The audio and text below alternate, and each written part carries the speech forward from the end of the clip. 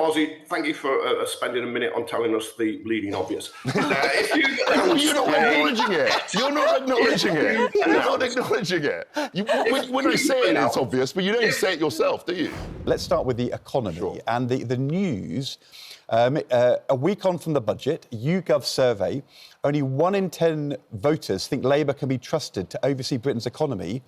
This is lower than when Jeremy Corbyn was Labour leader. And lower than recorded for the Conservatives after the Liz Truss Kwasi Kwarteng mini-budget. Shall we just hear Kemi Badenoch yesterday with Keir Starmer in Prime Minister's questions when she said, if a CEO was under pressure in this way, how would there be a response?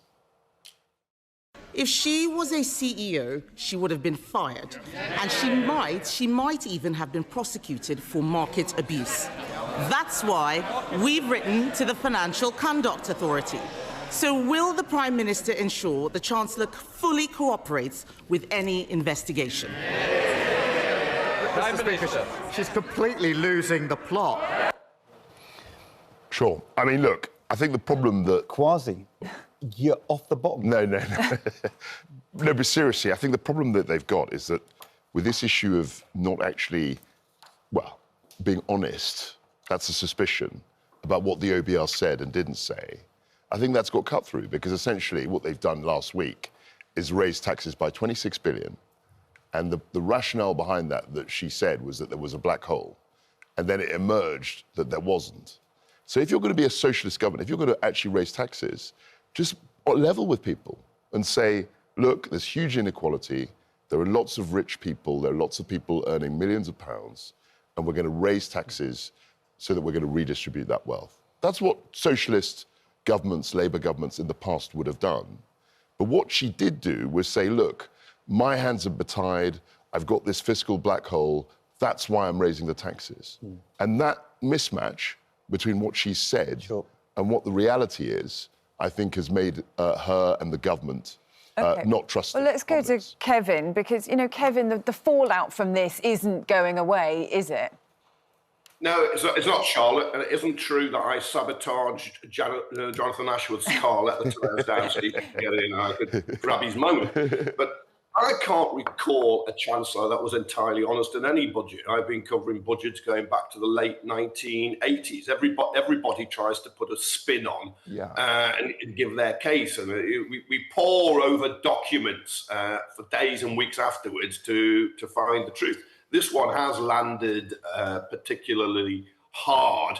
But Kemi Badenoch is wrong because she's made the error, and I think it's a fundamental error, and she'd probably know it, and Kwasi would accept this. If you had a chief of a big company who was manipulating the share price for the benefit of themselves and the company, that, of course, they'd be sacked, they'd probably go to prison. That is very different to a Chancellor with political spin. There's no doubt there's political spin in this budget, but the Office for Budget Responsibility but it's not, but Kevin didn't accuse her of misleading the public when they were called before MPs. No. So what happened was very specific. The OBR said that they'd seen the Chancellor on the 31st of October, and we're led to believe they told her then, on the 31st of October, that she actually had a surplus of 4.2 billion. So she wouldn't have had to raise taxes to 26 billion. The next week, she had that very bizarre press conference in the morning where she was essentially preparing the country to accept increases in tax. And the implied assumption was that there was a black hole of 20 to 30 billion, which was the opposite of what the OBR had said the week before. So, yes, you're right to say there's political spin, but it's very rare that a Chancellor essentially says the opposite of what they've been told in private by the OBR. And we haven't had the OBR for 30 years. And it was clear that the OBR themselves were upset about this. And when they came to the House of Commons on Tuesday, they corrected the record on that point. They said they were worried about that. So that was very serious. And they actually, it's very rare, again, that you would have an OBR person directly contradict a government minister, still less the Chancellor of the Exchequer. And when they did that, and they wrote the letter to the House Treasury Committee, I think that was unprecedented. And you I didn't think even that's have the why. OBR for your budget, did you? You didn't even ask them. No, the we figures didn't, when because you we thought the OBR. We know I mean, that was one of the mistakes. But we knew that the you OBR. sidelined. No, but we knew that the OBR as essentially putting a massive constraint on British government. To now be willing to the OBR when you didn't even use it in your budget. But if we had used them, we wouldn't have contradicted and lied about what they said to us. That's the serious problem here. And I think it's not going to go away. There's an issue of trust. There's an issue of sort of public decency and public standards, which they haven't met. Kevin, the government has been saying that this is, a diversion, won't really get through to voters. Voters aren't really going to see this and care about it. Is that right, or do you think there is something to worry about? I think there's something we should all genuinely be concerned about, but I also see the political tactic is to drown out anything in that budget that was positive. And I will come back to lifting 500,000 kids, working class kids, out of poverty is something that should be cheered. The energy bill cut is something to be cheered. Extending the freeze inherited from the Conservatives on income tax thresholds will hurt people and isn't to be cheered. She's got to make a strong case for why she's still doing that. But the truth is, this budget landed with those infamous, feared financial markets, say far better than Kwasi's. Yeah, sure. We can relive the mini budget. But there is an issue about public trust. Is to drown out the good. No. There is an issue, if you'll forgive me for allowing me to allow me to speak. There is an issue about public trust and basically saying, on the one hand, I'm going to raise taxes, as you might agree with, to do all those great things, lifting people out of poverty. If you're going to be a socialist government, be honest about that. Say that you're going to raise taxes because you want to lift people out of poverty. Don't say that there's a fiscal black hole of 20 billion when the OBR told you actually you're in 4 billion surplus. Don't say that, oh, I'm forced to do this because of the markets, when your ideology is simply to redistribute wealth. We can have a political debate about that. You and I have a different position on that issue. But don't use the OBR as an excuse to raise taxes on working people by 26 billion. The OBR figures totally did not endorse that. Look, I'm all for honesty, and I've spent my entire career asking questions and trying to point out where people aren't honest and where there aren't contradictions. But I'll just ask you directly: do you think it's right to have lifted 500,000 kids out of poverty? Look, I think that the two-child cap yes or no? I agreed with the two-child cap. Because I don't think it's fair to expect working people to pay. The way that they do it, the way you do it is actually by growing the economy. The way you lift people out of poverty is by creating more wealth. It's interesting. You don't do that by doing a kind of Robin Hood style tax on aspiration and then allow people essentially to have limitless amount of children paid for by the taxpayer. That is not the way. That is not a sustainable way to lift kids out of poverty. It's not sustainable. The fundamental point is an incredibly wealthy, privileged person like you would have kept 500,000 kids in poverty, 500,000 working class kids in poverty. No, it's not about me. It's not about me. It's about people commuting every day who are working, their socks off, having to pay more tax so that lots of people can have a lot more children. That's not fair. I've got to say, I think, Kevin, myths and lies here. Let's not perpetuate myths and lies. No, it's true. It's true. It's a fact. They kept the threshold. They've raised taxes to the tune of 26 billion. 8 billion of that goes directly into the welfare bill because they couldn't reform welfare, so that was 5 billion. And then lifting the two-child cap has cost £3 billion. And I don't think it's fair to burden people who go to work every day with more and more tax I've got to say, fund the welfare state. All our viewers, Kevin, are going to be saying, Kevin Maguire and Kwasi Kwarteng, we are enjoying this. Maybe we need to sabotage Jonathan Ashworth's car again in the next few months, because this is box office. Can we move on to our top story and see whether this also sparks a row? I fear it might not, but we'll see. This is the news that the government is, and the Home Office and the police are going to be extending the use of Face ID, but also looking at the safeguards which need to be in place. There's going to be a consultation on how to make sure that we can use facial ID in a way which deals with civil liberties concerns, but allows us to crack down on crime. What do you think, so on this, Kwasi, are you a civil libertarian? Well, I'm a libertarian to an extent, but I also think that public safety is really important. So, it's a balanced argument. Some people will say it's too intrusive, it's a big brother state. Other people will say, look, I think, given levels of crime, given the technology we have, why wouldn't we use that technology to make people safer and arrest more criminals? So on that, I'm very much on the side of law and order. I think if we'd had that technology years and years ago, we would have used it. Do you think the politics worked for the government over the next 2 or 3 years? I remember ID cards were very popular in principle, and then when you get into the conversation about how they're actually going to work, then actually, public support dwindles. I think the fact that the government is as unpopular as it is today means that anything they put forward is viewed more suspiciously. So people will attack the policy, they will think that the government is trying to manipulate people, control people, and there just isn't the trust.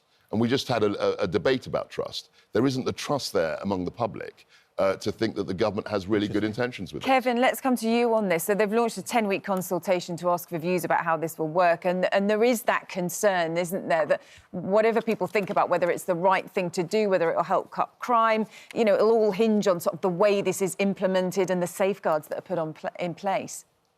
Yeah, I think people are right to be wary, concerned. I think they're right to insist on safeguards and proper regulation. So it isn't just blanket shopping centre surveillance in that everybody is just logged if they know who they are, because there is access to the passport database, which is pretty comprehensive in the UK. There are older people, poorer people who aren't on it. There's also issues around does it get more false positives, misidentifications with more likely with Kwasi because of his colour than me. Sure. But I'm sorry, Charlotte, but I'm going to agree with Kwasi on this.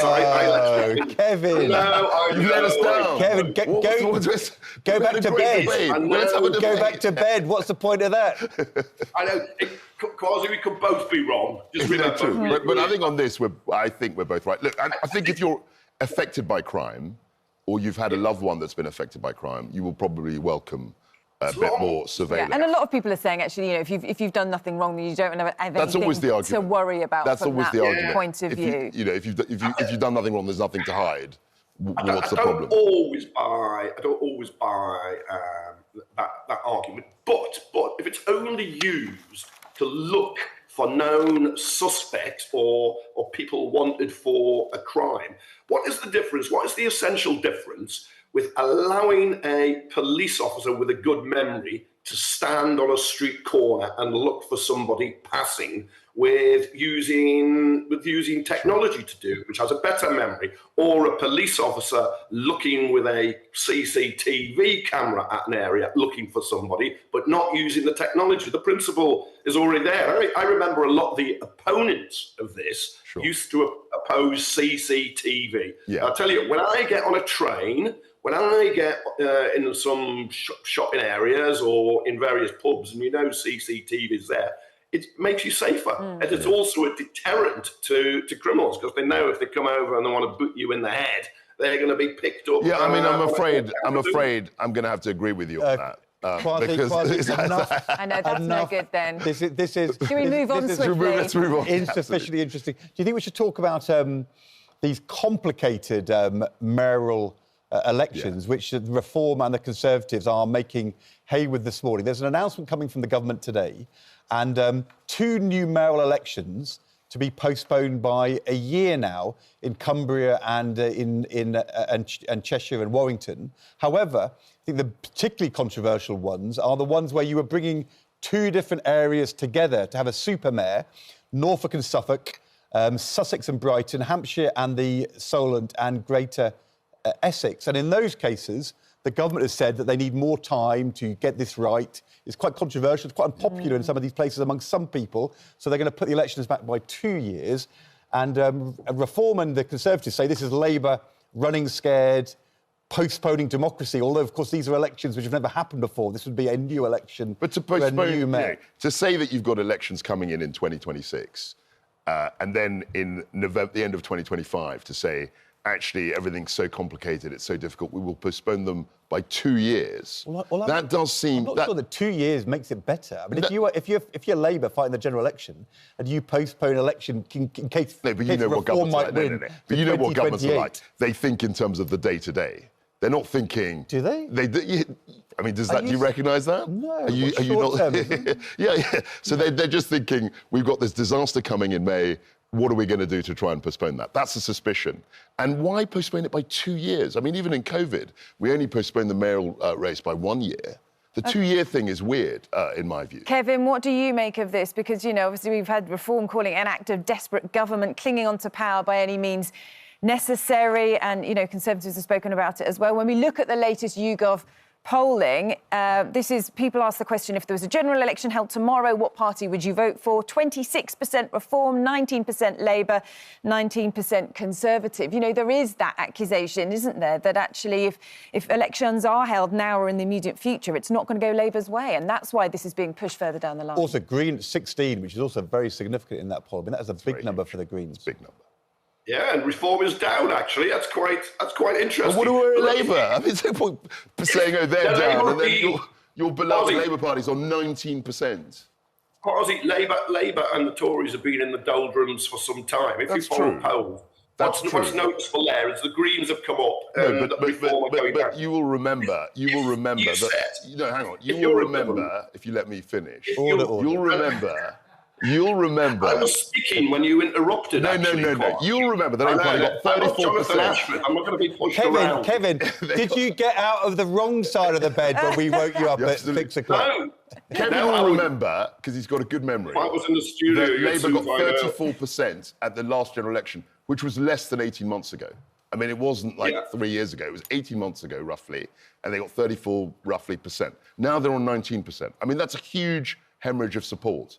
And as for Ed saying, oh, well, it doesn't matter because in 2 years' time, it'll be equally bad. No, the headlines, if they go into these elections in 2026 and they lose a ton of councillors or their vote share is very low, that will drive the narrative.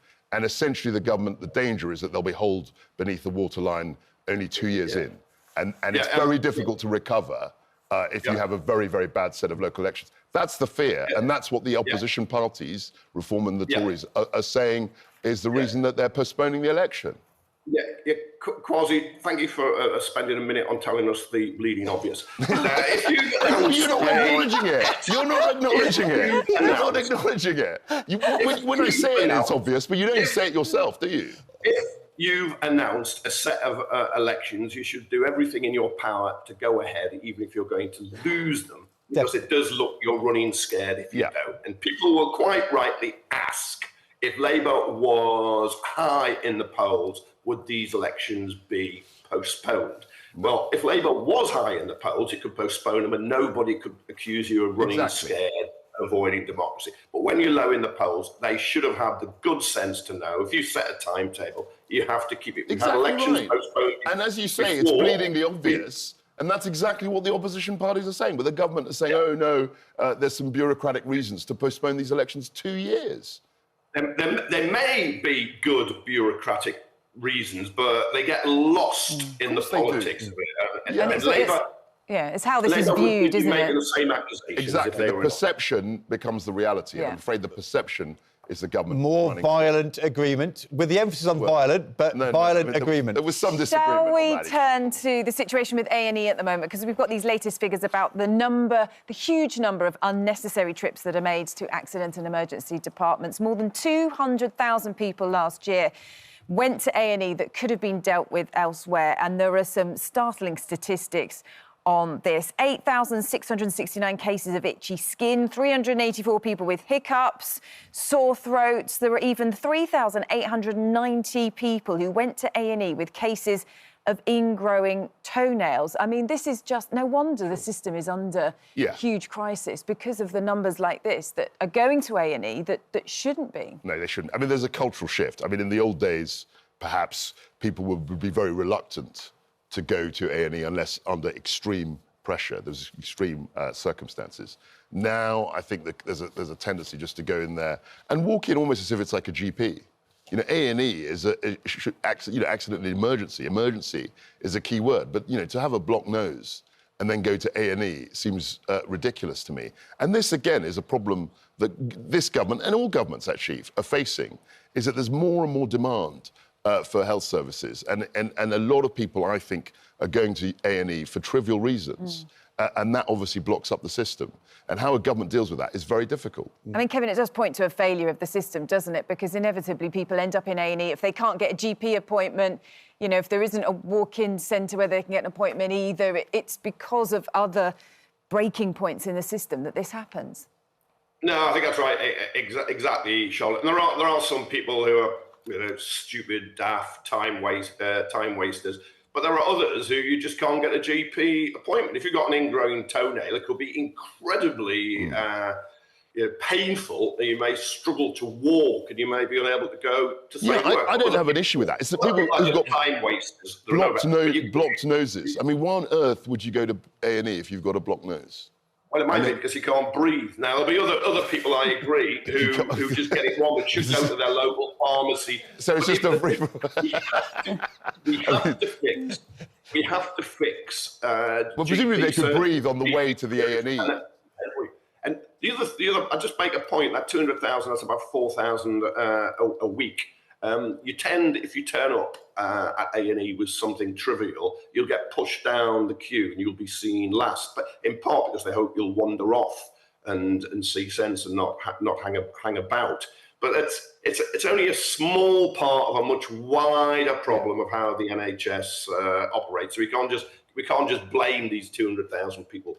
Very interesting. Well, we've got time for a couple more things. Quickly, we are talking later in the show to Andrea Thompson, who lost her position as the world's strongest woman, and then she was then reinstated when it turned out that the person she lost to was in fact a trans woman, a biological man. That was against the rules. We've also had, in the last couple of days, news that the Girl Guides are no longer accepting trans biological males into the Girl Guides. WI now saying that they will have to not renew the membership of any members of the WI who are born a man, a biological male, but who are a trans woman.